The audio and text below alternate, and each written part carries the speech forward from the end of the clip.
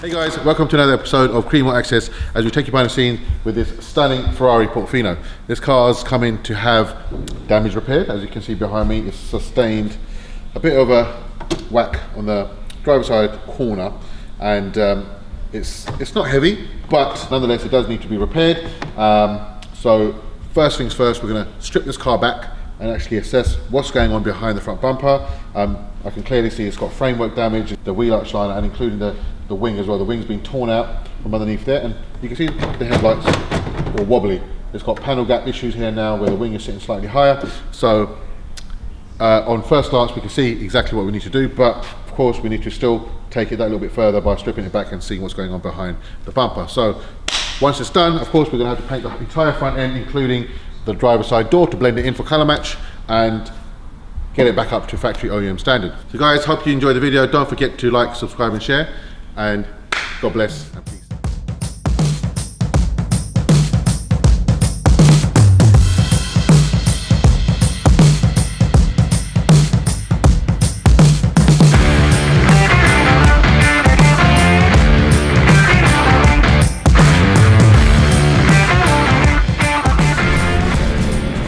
Hi guys, my name is Ali.